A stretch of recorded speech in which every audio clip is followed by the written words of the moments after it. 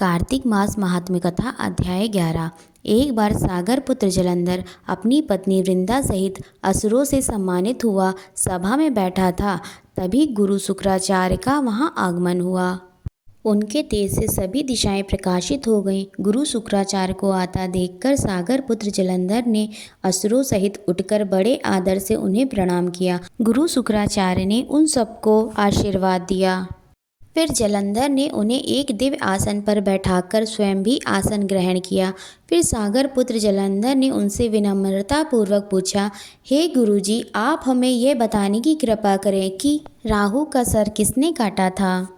इस पर दैत्य गुरु शुक्राचार्य ने विरोचन पुत्र हिरण्यकशिपु और उसके धर्मात्मा पौत्र का परिचय देकर देवताओं और असुरों द्वारा समुद्र मंथन की कथा संक्षेप में सुनाते हुए बताया कि जब समुद्र से अमृत निकला तो उस समय देवरूप बनाकर राहु भी पीने बैठ गया। इस पर इंद्र के पक्षपाती भगवान विष्णु ने राहु का सिर काट डाला। अपने गुरु के मुख से इस प्रकार के वचन सुनकर जलंधर के क्रोध की सीमा न रही। उसके नेत्र लाल हो गए। फिर उसने अपने धस्मर नामक दूत को बुलाया और उसे शुक्राचार्य द्वारा सुनाया गया वृत्तांत सुनाया। तत्पश्चात उसने धस्मर को आज्ञा दी कि तुम शीघ्र ही इंद्रपुरी में जाकर इंद्र को मेरी शरण में ले आओ। धस्मर जलंधर का बहुत आज्ञाकारी एवं निपुण दूत था।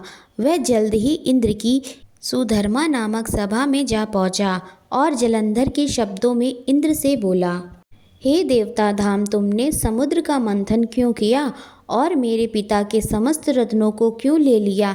ऐसा करके तुमने अच्छा नहीं किया।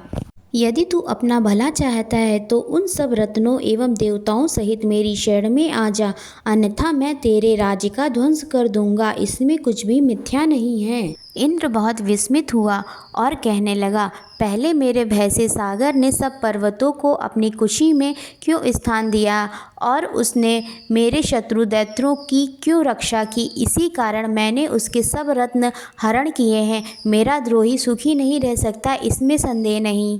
इंद्र की ऐसी बात सुनकर वह दूत शीघ्र ही जलंधर के पास आया और सब बातें कह सुनाई। उसे सुनते ही वह दैत्य मारे क्रोध के अपने ओठ फड़फड़ाने लगा और देवताओं पर विजय प्राप्त करने के लिए उसने उद्योग आरंभ किया। फिर तो सब दिशाओं पाताल से करोड़ों करोड़ों दैत्य उसके पास आने लगे।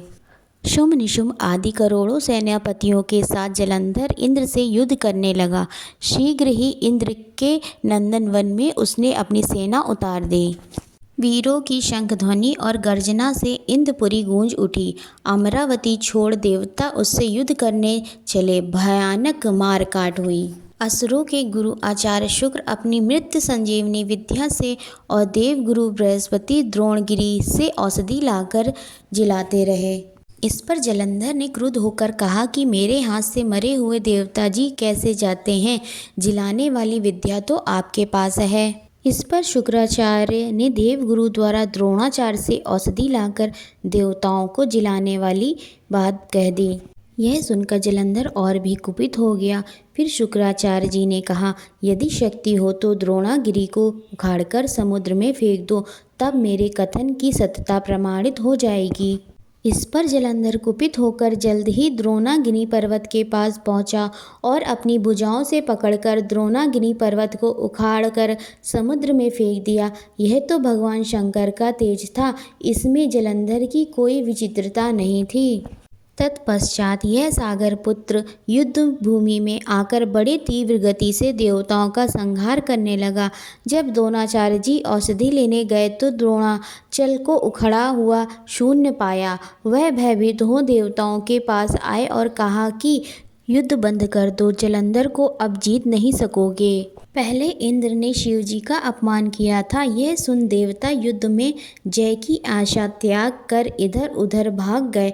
सिंधु सुत निर्भय हो अमरावती में घुस आया। इंद्र आदि सब देवताओं ने गुफाओं में शरण ली। ओम नमो नारायणा। ओम नमो भगवते वासुदेवाय। आशा करती हूँ आप सभी को यह वीडियो अवश्य पसंद आई होगी। अगर आपको यह वीडियो पसंद आई हो तो प्लीज़ इसे लाइक करें, अपने दोस्तों के साथ इसे शेयर करें और हमारे इस चैनल को सब्सक्राइब अवश्य ही करें। राधे राधे।